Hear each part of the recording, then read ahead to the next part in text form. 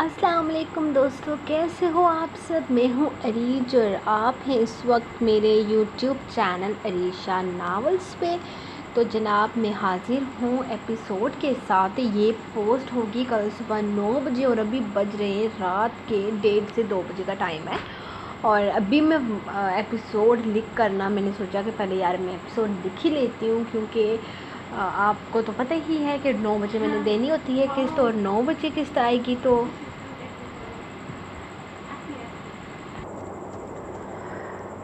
صبح اگر قسط آئے گی تو ظاہری سی بات ہے مجھے رات کو ہی اس کو ریکارڈ کر کے اپلوڈ کرنا پڑے گا۔ سچی بتاؤں تو نیند سے میرا برا حال ہو رہا ہے۔ ایک تو اسکرین کو دیکھ کے ٹائپ کر کے اچھے خاصے بندے کی اسی وقت مجھے نیند آنا شروع ہو جاتی ہے یار۔ ایک تو آج کل کا کچھ موسم بھی ایسا ہے کہ بہت زیادہ نیند آتی ہے، بندہ دل کرتا ہے صبح سے شام تک سویا رہے۔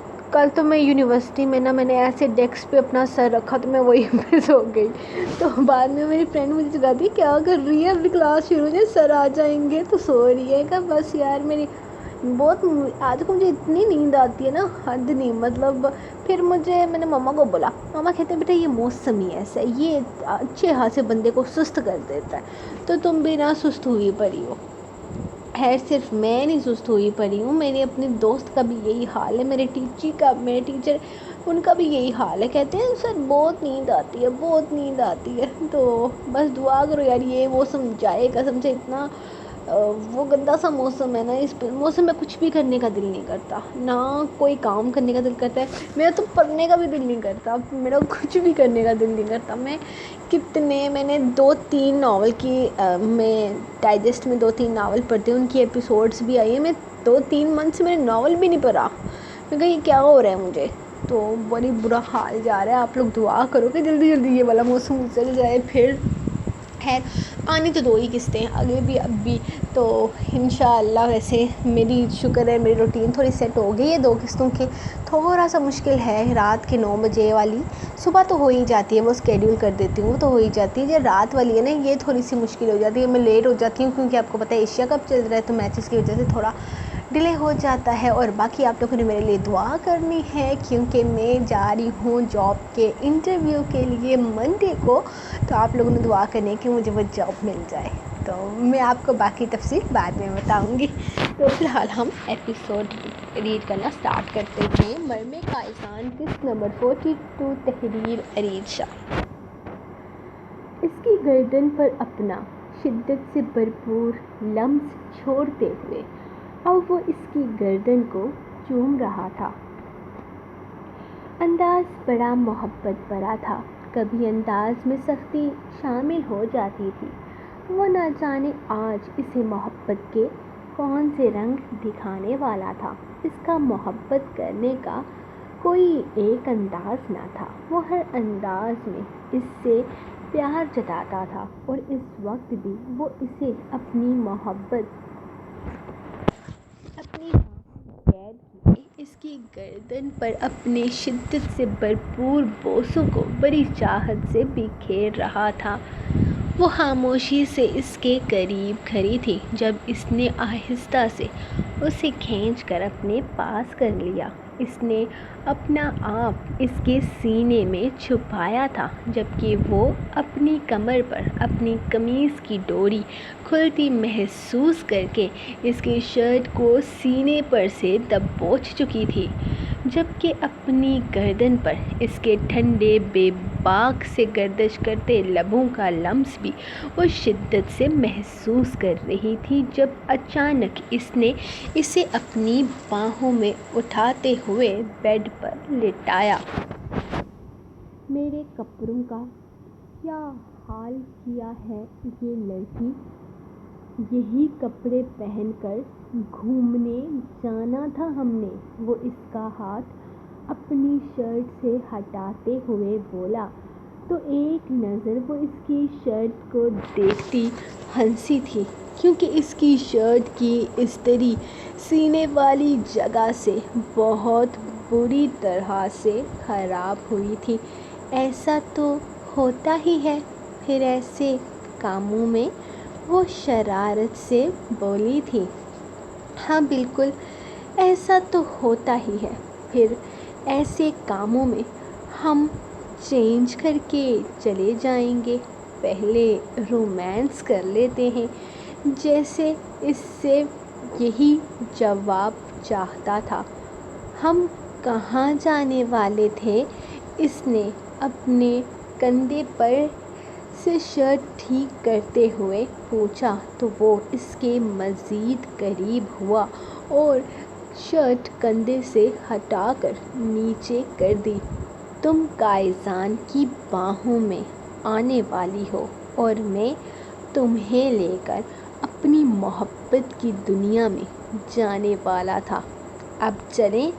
وہ اس کی گردن سے دوپٹہ نکال کر سوالیہ انداز میں بولا تو اس نے آنکھیں بند کر لیں، جبکہ وہ اسے اپنے قریب کرتا اس کی سانسوں کو مشکل میں ڈالتا، اس کے ہوش اڑانے لگا تھا۔ وہ اس کے ذہن و دل پر سوار ہوتا اس کے پور کو چومنے لگا تھا، اپنے ہونٹوں سے وہ اس کی سانسیں چھیننے لگا تھا، جبکہ وہ اس کی شدتیں سہتی خود کو اس کے رحم و کرم پر چھوڑ چکی تھی۔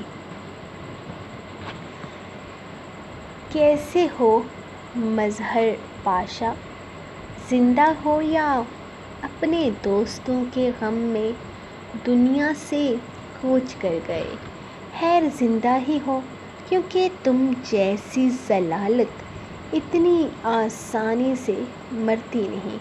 خیر تمہیں افسوس کے لیے فون کیا تھا، ماتم منا رہے ہو اپنے دوستوں کی موت کا؟ ویسے تمہیں منانا بھی چاہیے، بہت دکھ ہوا یار، تمہارے 5 نہیں 3 لوگ تو تمہارے سودھیا میں مر گئے ہیں۔ بڑا افسوس ہوا ان لوگوں کی موت کا سن کر۔ ویسے 5 لوگوں کو تو میں وہاں مصر میں ختم کر کے یہاں آیا تھا، اور وہ جیسے سارے راز کھول رہا تھا، وہ بھی بڑے پرسکون انداز میں۔ تو یہ سب کچھ تم نے کیا ہے میرے سارے ساتھیوں کو، تم ختم کر رہے ہو۔ ان سب چیزوں کے پیچھے تمہارا ہاتھ ہے۔ بہت بڑی غلطی کر دی تم نے کائزان کاظمی، اب اپنے انجام کے لیے تیار رہنا۔ وہ اسے دھمکی دے رہا تھا، جبکہ دوسری طرف سے کائزان کا کہکا بے ساختہ تھا۔ تم صرف دھمکیاں ہی دے سکتے ہو مظہر پاشا، تمہارے بس میں کچھ بھی نہیں۔ اب تک تم نے میرا چہرہ تک نہیں دیکھا، تمہارا پورا گینگ مارا گیا، ایک ایک آدمی کو میں نے چن چن کر ختم کیا، اور تم ابھی تک میرے چہرے سے بھی واقفیت حاصل نہیں کر پائے، اور تمہیں لگتا ہے کہ تم مجھے میرے انجام تک پہنچاؤ گے؟ کتنے بے وقوف ہو تم! مجھے افسوس ہے کہ تم جیسے آدمی پر میں اپنا وقت برباد کر رہا ہوں۔ کرنا تو مجھے یہ چاہیے کہ تمہیں بھی تمہارے سارے ساتھیوں کی طرح ایک ہی جھٹکے میں ختم کر دینا چاہیے، لیکن نہیں، تم اس طرح سے نہیں مرو گے۔ تم نے ابھی بہت کچھ دیکھنا ہے۔ تمہاری بیٹی تمہارے ان کاموں میں پوری طرح سے شامل ہوگی۔ ویسے بھی باپ کی سلطنت تو اس کی اولاد ہی سنبھالتی ہے، اور تمہارے پاس تمہاری بیٹی کے علاوہ اور کچھ ہے ہی کیا جو تم کام تم نے غیروں کی بیٹیوں کے ساتھ کیا ہے وہ کام تمہاری بیٹی کے ساتھ بھی ہوگا۔ تیار ہو جاؤ۔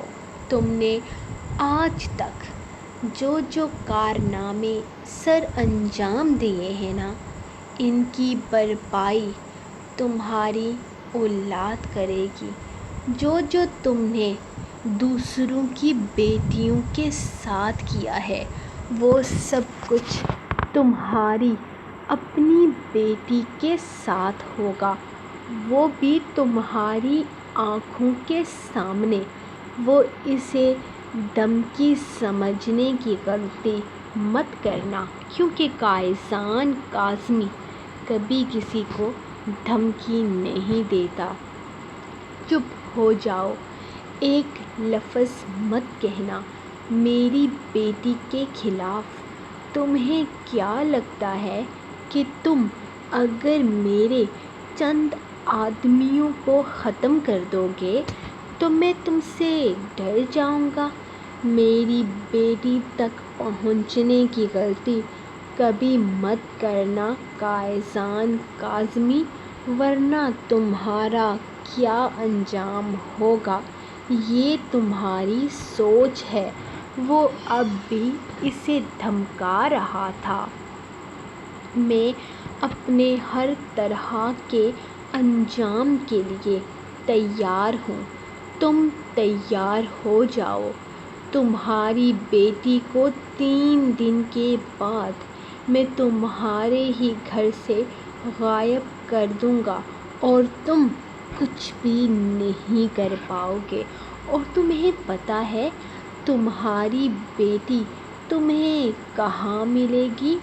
وہیں جہاں تم باقیوں کی بیٹیوں کو لے کر جاتے ہو۔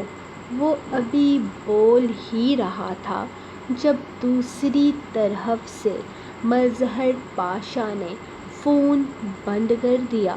اس نے ایک نظر اپنے فون کو دیکھا اور پھر کھل کر ہنسا۔ اپنی بیٹی کے لیے تم ایسے الفاظ بھی نہیں سن سکتے، اور دوسروں کی بیٹیوں کے ساتھ تم نے یہ سب کچھ کیا ہے۔ مظہر پاشا، تم میں برداشت نام کی کوئی چیز نہیں، لیکن اب تمہیں بہت کچھ برداشت کرنا پڑے گا۔ وہ اپنے موبائل اسکرین کو گھورتے ہوئے بولا تھا۔ وہ قائزان، مجھے نا آپ کا فون چاہیے۔ وہ جیسے ہی کمرے میں داخل ہوا تو اسے آئینے کے سامنے کھڑے دیکھا۔ شارٹ سی کرتی میں وہ نیچے بڑا سا پلازو پہنے ہوئے تھی۔ وہ بہت خوبصورت تھی، یا ہر طرح کا لباس اس پر سجتا تھا وہ نہیں جانتا تھا، لیکن وہ اس کے دل پر بجلیاں گرا رہی تھیں۔ کیا کرو گی جانے من؟ میرے فون کا اس وقت کبھی کبھی لگتا ہے اب مجھے تمہیں تمہارا فون لے کر دینا چاہیے، کیونکہ تم میرا فون مجھ سے زیادہ استعمال کرتی ہو۔ وہ اس کے قریب آتے ہوئے بولا۔ یہ باتیں بعد میں نہیں کر سکتے آپ؟ جو چیز مانگی ہے وہ دیجیے نا۔ میں نا بڑا ضروری فون کرنا ہے کسی کو۔ وہ اپنا ہاتھ سامنے کرتے ہوئے بولی تو اس نے فوراً اپنا فون نکال کر اس کی ہتھیلی پر رکھا تھا، لیکن اس سے پہلے کہ وہ فون لے لیتی، قائزان اس کے ہاتھ کو اپنے قبضے میں لے کر اسے اپنی طرف کھینچ چکا تھا۔ وہ اگلے ہی لمحے ٹوٹی ہوئی ڈھال کی طرح اس کے سینے سے جا لگی تھی، جبکہ اس کے اتنے پاس آنے پر وہ پوری آنکھیں کھولے حیرت سے اسے دیکھ رہی تھی۔ کائسان کے لبوں پر ہلکی سی مسکراہٹ تھی۔ وہ آہستہ سے اس کی طرف جھکتے ہوئے اس کے لبوں پر اپنا نرم اور گرم سا لمس چھوڑتا پیچھے ہٹتے ہوئے بیڈ پر آرام سے جا کر بیٹھ گیا تھا۔ وہ تو کتنی ہی دیر حیرت کے سمندر میں گھری رہی۔ تھوڑی دیر کے بعد وہ نارمل ہوئی تو نظریں اٹھا کر اس کے چہرے کی طرف دیکھا۔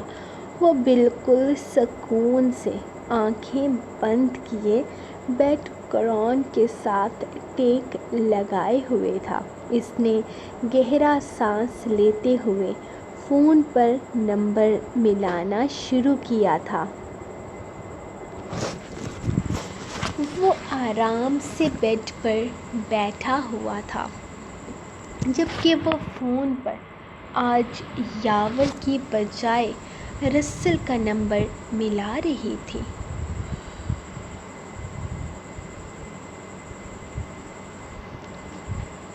اسے حیرت ہوئی تھی، اسے بھلا رسل سے کیا کام ہو سکتا تھا۔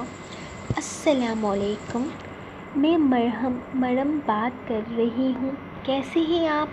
رفیل بھائی آپ کے آس پاس ہیں؟ اس نے جیسے دوسری طرف سے فون اٹھایا مریم نے کہنا شروع کر دیا۔ وعلیکم السلام مریم، الحمدللہ ہم بالکل ٹھیک ٹھاک ہیں، تم سناؤ تم ٹھیک ہو نا؟ اور کائسان کہاں ہے؟ تم فون کیوں کر رہی ہو؟ اس نے ایک ساتھ کئی سوال کر ڈالے۔ آرام سے سکون سے میری بات سنیں، پہلے ایسا کریں جا کر پانی پی لیجئے، سانس لے لیجئے۔ یہ کیا طریقہ ہوا؟ آپ تو میرے فون کرنے پر ہی مرے جا رہے ہیں۔ اسے رسل کی پریشانی پر بڑا عجیب سا محسوس ہوا۔ مریم تم ٹھیک ہو نا؟ کائسان تو ٹھیک ہے، کوئی پریشانی والی بات ہے؟ کائسان کہاں ہے؟ وہ فون کیوں نہیں کر رہا؟ تم نے فون کیوں کیا ہے؟ وہ اس کے ریلیکس کرنے پر بھی ریلیکس نہ ہوا تھا۔ ارے میں بالکل ٹھیک ہوں اور وہ بھی بالکل ٹھیک ہے، ہم دونوں ایک ساتھ بیٹھے ہوئے ہیں۔ بس آپ کو یہ بتانا تھا کہ میں نے جہاز سے کودی لگائی ہے، آپ کو بھی بتانا تھا اور رفیل بھائی کو بھی بتانا تھا۔ ویسے آپ لوگوں نے تو کبھی کام کیا نہیں ہوگا، خیر اتنا مشکل ہے نا، صرف بہادر لوگ ہی کر سکتے ہیں۔ اس کا انداز بالکل یاور والا ہی تھا۔ کائسان نے آنکھیں کھول کر اس کی طرف دیکھا، پھر دونوں انگوٹھے دکھا کر اسے داد دی اور آنکھیں دوبارہ بند کر گیا۔ اچھا، بہت اچھی بات ہے، یہ تو تم نے بہت اچھا کیا۔ یقیناً کائسان بھی تمہارے ساتھ ہی رہا ہوگا۔ وہ کافی ریلیکس ہو گیا تھا۔ ہاں کائسان تو بہت ڈرے ہوئے تھے، لیکن میں نے ان کو ہمت دی کہ ایسی چھوٹی موٹی چیزوں سے ڈرنے کی ضرورت نہیں ہے۔ اس نے خود کو مزید پاورفل ثابت کرنا چاہا۔ اس کے انداز پر کائسان نے آنکھیں تو نہیں کھولی تھیں، لیکن لبوں پر مسکراہٹ آئی تھی۔ وہ یقیناً اس کی ساری باتوں کو انجوائے کر رہا تھا۔ ہاں بس تم ہی تو رہ گئی ہو نا اس کا ڈر کم کرنے کے لیے۔ اسے رفیل کی آواز کافی دور سے سنائی دی تھی۔ یقیناً فون کی آواز اسپیکر پر تھی اور وہ بھی اس کی ساری باتیں سن رہا تھا۔ یہ کیا کہا رفیل بھائی نے؟ لگتا ہے آپ کو ڈبلیو کے ساتھ گزاری پنجرے والی رات بھول گئی ہے۔ خیر کوئی بات نہیں، آپ کو یاد دلانے کے لیے میں ہوں نا، آ جاؤں گی کچھ دن میں واپس۔ میرے بچے کا خیال رکھیے گا، میں آ کر آپ کو سیٹ کروں گی۔ اس نے کافی غصے سے کہا تھا، جبکہ کائسان آنکھیں کھول کر اسے دیکھا اور پھر مسکرا دیا۔ ارے میری بہنا، میں تو مذاق کر رہا تھا، مجھے پتہ ہے تم بہت بہادر ہو۔ اسے فون پر صرف رفیل کی آواز سنائی دی تھی، جس کو اگنور کرتے ہوئے اس نے غصے سے فون بند کر دیا تھا۔ مطلب اب وہ اس کی کسی چالاکیوں میں پھنسنے والی نہیں تھی۔ جبکہ کائسان کا فون اس کے قریب رکھتے ہوئے وہ اپنے لیے کپڑے نکالتی واش روم میں گھس گئی تھی، جبکہ اس کے جانے کے بعد کائسان کھل کر ہنسا تھا۔ کیا ہم لوگ واپس جا رہے ہیں؟ شکر ہے اللہ پاک کا، میں تو تنگ آ گئی تھی یہاں، جلدی سے چلتے ہیں، وہ خوشی سے بولی تھی۔ جانم، ہم مصر واپس نہیں جا رہے، صرف یہ ہوٹل چھوڑ رہے ہیں۔ ہم ابھی اگلے 5 دن تک یہیں رہیں گے، اس نے تفصیل سے بتایا۔ مجھے واپس جانا ہے، میں یہاں بہت اکتا چکی ہوں۔ مجھے یہاں ہنی مون بالکل بھی اچھا نہیں لگا، اس سے تو مصر ہی بہتر تھا، وہ کچھ اداسی سے بولی تو کائسان آ کر اس کے پاس بیٹھ گیا۔ کیوں پسند نہیں آئی تمہیں یہ جگہ؟ لڑکیوں کو تو یہ جگہ بہت پسند ہوتی ہے، بلکہ میں نے سنا ہے کہ لڑکیاں یہاں آنا پسند کرتی ہیں۔ مجھے لگا کہ تم یہاں پر خوشی محسوس کرو گی۔ میں نے سن رکھا تھا کہ یہاں بہت ہینڈسم نوجوان ہوتے ہیں، ہر طرف نیلی آنکھوں والے گھومتے ہیں، بلکہ ہر طرف چاند ہی چاند ہوتے ہیں۔ لیکن یہاں تو صرف انکلوں کے سروں پر چاند نظر آ رہے ہیں ہر طرف۔ مجھے یہاں آ کر بہت مایوسی ہو رہی ہے، یہاں کوئی بھی نیلی آنکھوں والا نہیں گھوم رہا۔ وہ جیسے اسے اصل وجہ بتا رہی تھی یہاں نہ رکنے کی۔ لڑکی، میرے خیال میں مردوں کو دیکھنے کے بجائے تمہیں یہاں کی خوبصورتی پر غور کرنا چاہیے۔ تم نے ترکی کا سمندر دیکھا ہے؟ مصر میں دور دور تک ہمارے علاقے میں کوئی سمندر نہیں ہے، صرف صحرا ہی صحرا ہے۔ وہ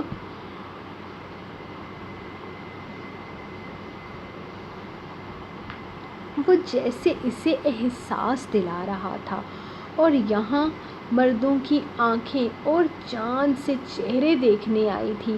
یہ جان کر اسے بالکل بھی خوشی نہیں ہوئی تھی، اس کی بیوی تو سچ مچ میں بہت بڑی ٹھرکن ثابت ہو رہی تھی اور اسے یہ بات گوارا نہ تھی۔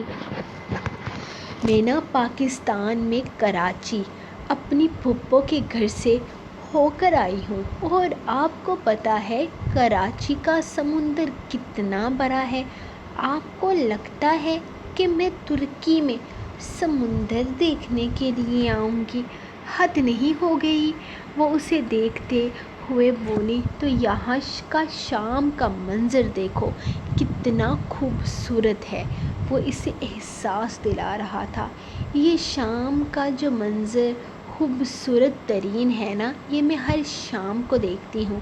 اس دنیا میں مجھے 19 سال ہو گئے ہیں، میں یہ میرے لیے کوئی نئی چیز ہرگز نہیں ہے جسے دیکھنے کے لیے میں ترکی میں آؤں گی۔ وہ جیسے اس کی عقل پر ماتم کر رہی تھی۔ تمہیں شرم نہیں آتی؟ کیوں خدا کی نظروں میں گنہگار ہو رہی ہو؟ اتنا ہینڈسم شوہر ہوتے ہوئے تم ترکی کے مردوں کو دیکھنے کے لیے آئی ہو؟ اسے اپنی بیوی کی ٹھرک کو قابو کرنا تھا۔ میں ترکی کے ان مردوں کو دیکھنے کے لیے آئی ہوں جن کا ذکر ناولوں میں کیا گیا ہے کہ وہ بہت خوبصورت ہوتے ہیں، نیلی آنکھوں والے ہوتے ہیں، چاند سے چہرے والے ہوتے ہیں۔ ان کو نہیں۔ اور ویسے بھی ناولوں والے ہیرو پر لائن مارنا گناہ ہے، یہ کہیں پر نہیں لکھا ہوا۔ اس لیے آپ نا فضول میں مجھے ڈرانا بند کریں۔ اس کے پاس جیسے ہر بات کا جواب تھا۔ کائزان تو سر پکڑ کر رہ گیا۔ اس کی بیوی اس کے سامنے ٹھرک جھاڑ رہی تھی، اور وہ بھی ایسے لوگوں پر جو اس دنیا میں موجود ہی نہیں تھے۔ ویسے اچھی ہی بات تھی کہ وہ دنیا میں موجود نہیں تھے، اگر ہوتے تو یقیناً کائزان انہیں دنیا سے ہٹا چکا ہوتا۔